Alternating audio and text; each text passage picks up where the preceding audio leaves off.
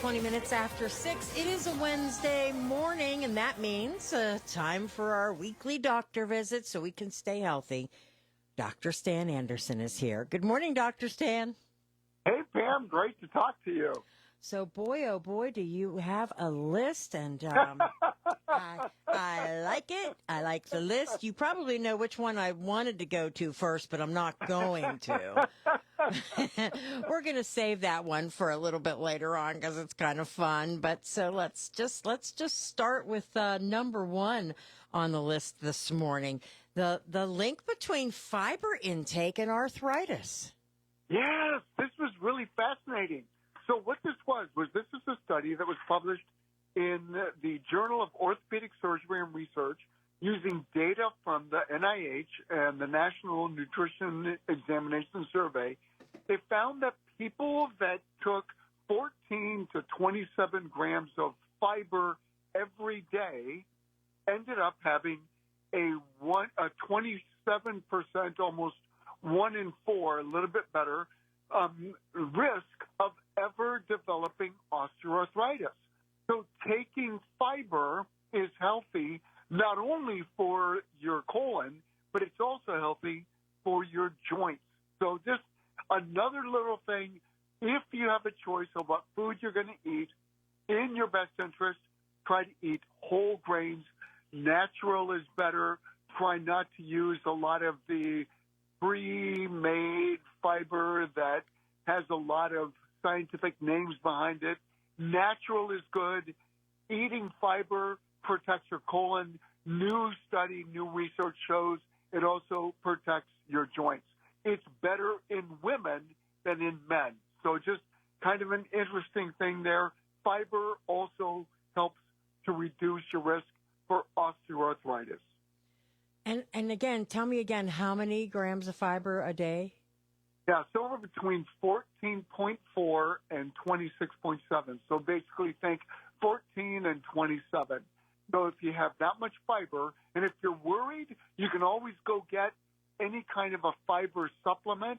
They sell them at the stores, and you can simply add that, and that will get you all the fiber you need, and it'll be just what the doctor ordered. Dr. Stan ordered this for us. And it's good for weight loss, too, right? Fiber, is beneficial in that manner. So oat is better than any of the other ones, but any fiber, if you take it right before a meal, ends up basically distending the stomach. You feel fuller faster, and you feel fuller longer. So a little trick for weight loss is to take a scoop of fiber with a full glass of water before you eat a meal, and you'll find that the weight comes off much easier. All right. So our second item, severe depression, a new treatment for severe depression. Yeah, this is a medicine called Auvelity, and what it does, this is fascinating, it adds a cough suppressant. I know that sounds strange. Dextromethorphan, which you can get over the counter, but dextromethorphan in an extended release, along with bupropion, which is Wellbutrin, has the best data for depression than just about anything there else. So the brand name is called Auvelity. So anybody that is suffering with depression that has not achieved a remission, they should consider talking to their healthcare provider about Auvelity. That's Auvelity.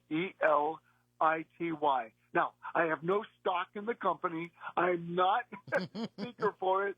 I'm simply saying that if you are not in remission, that is to mean that you are not back to baseline, you should talk to your healthcare provider about potentially being on this.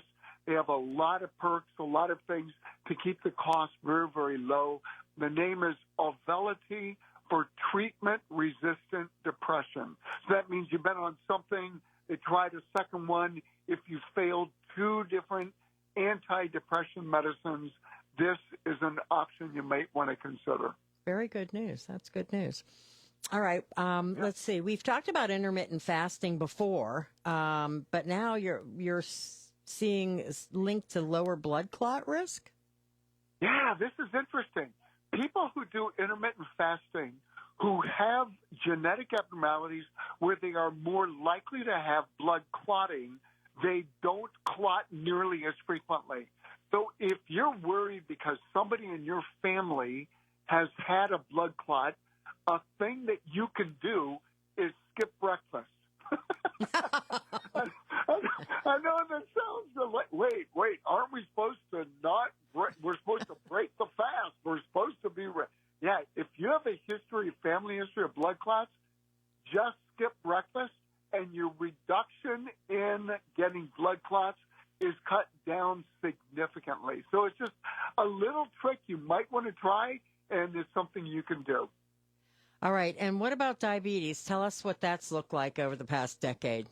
And so this was really, really reassuring. So the first thing is diabetes prevalence has remained unchanged over the past decade.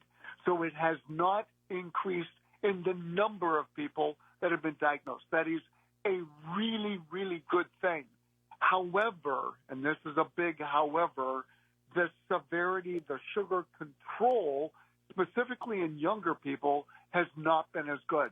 So the total number of people with diabetes is holding constant, but the control, specifically in younger people, has not been as good. So a little bit of good, a little bit of bad.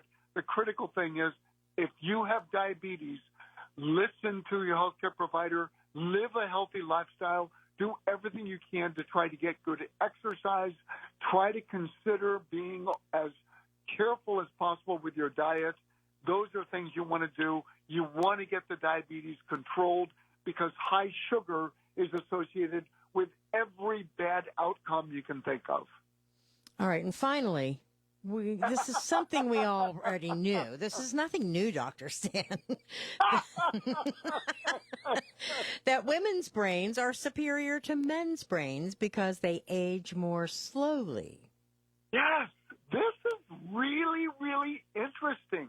This was published in Science Advances, and they were looking to see why is it that women have lower incidences of Alzheimer's and lower incidences of dementia. They still get it, but it tends to be years later, and it tends to be less intense at the outcome. And we think it was estrogen. So this was a new study. It was just published. They were looking to see, is there any difference? And what they found, there's no structural difference, that there's nothing different as far as the makeup, but estrogen seems to be protective. What is interesting, when they looked at women with postpartum depression, they actually had changes in the structure of their brain. So the take-home from this is, one, women's brains are more geared towards protection. If a woman has more of an extreme childbirth experience, she's more likely to have postpartum depression.